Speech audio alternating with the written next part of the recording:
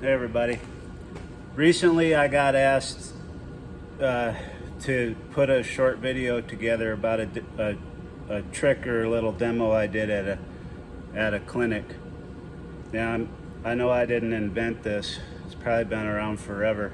But if you're like me, you don't like to rasp. I hate to rasp. So there's some tricks, and this is something this is useful information for the certification, both on the certified level and on the journeyman level, and I'm about to show you why. Okay, so it comes down to this. It's reverse heel checks, and it's also a different way to shorten up a bar shoe. We all know these feet, right? I kind of appreciate this shoe. This is just a keg shoe to show you guys on the certified level you can do this. A very useful modification if you draw a foot like this at a certification is a reverse heel check on these really wrappy heels. And I didn't wrap them quite to where they need to be because they're going to move a little bit when I put my reverse check in. But you can do this on a keg shoe, and a lot of people don't know that. You can do it without a rasp is what I'm saying on a keg shoe. All right, so another one is this was like a 20-minute go on a foot. Let's say that we ended up long on our foot and we need to shorten it up. So you got two options, right? If you got time, you can rasp your bar off, or we can actually pack this bar back in.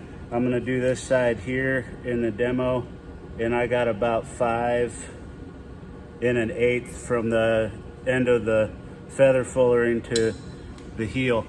So we'll measure when I'm done with the demo and see what we have there, how much we were able to shorten up that heel. Another scenario where this is useful, and this is where I suck, reverse heel checks on handmade shoes, competitions, things like that, or even if I'm putting them on a horse, is anticipating the angle of my reverse check while I'm actually bumping up that branch, and I turn my shoe around, I don't have it right. So I got two options, right? I can either rasp it or I can pack it back in. I'm gonna show you how to do it on this shoe too.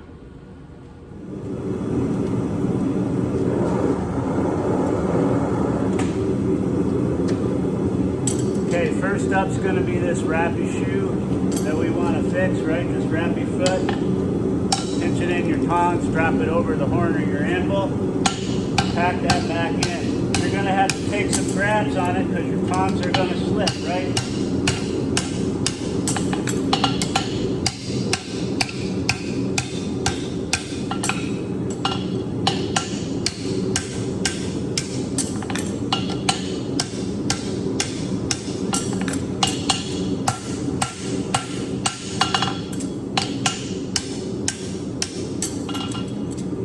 Alright, so there's the one heat, and like I said, this got a little wrappier on me as I beat that down, so you don't want to commit to your foot yet, but there's your reverse check in a keg shoe. Off the horn, off the face, straight down with your hammer. So there's number one, that's your keg shoe, reverse check.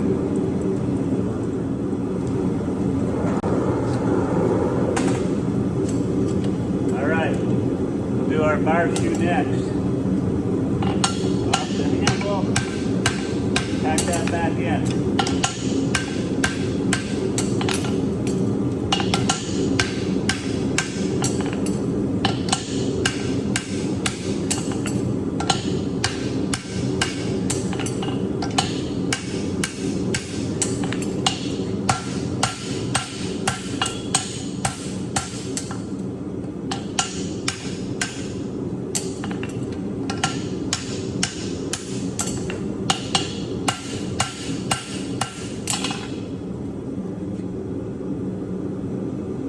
If you remember, I had 5 1/8 before, and now when I measure from the point of my fuller end to my heel, I'm at 4 7/8.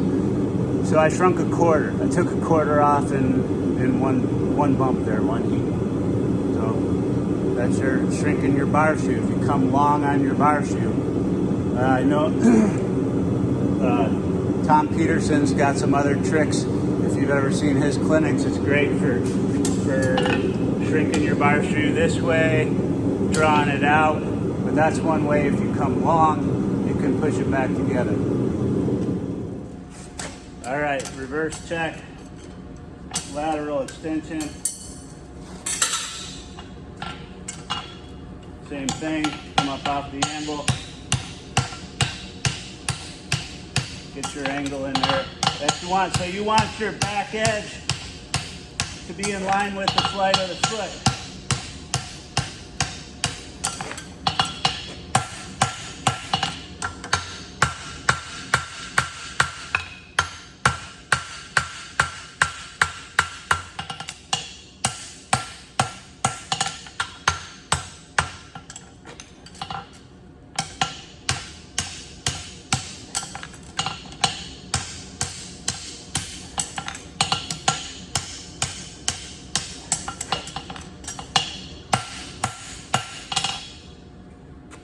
All right, so there's our reverse check, push back in line with the flight of the foot without using your rasp.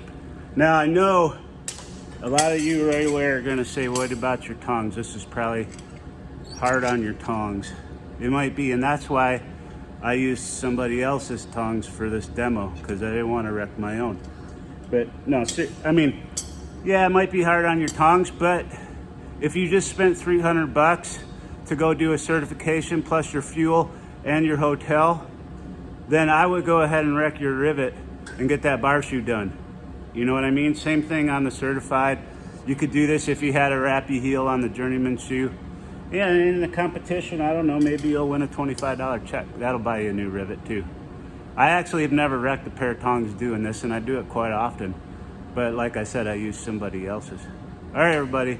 Thanks a lot. It's Friday. Have a good weekend.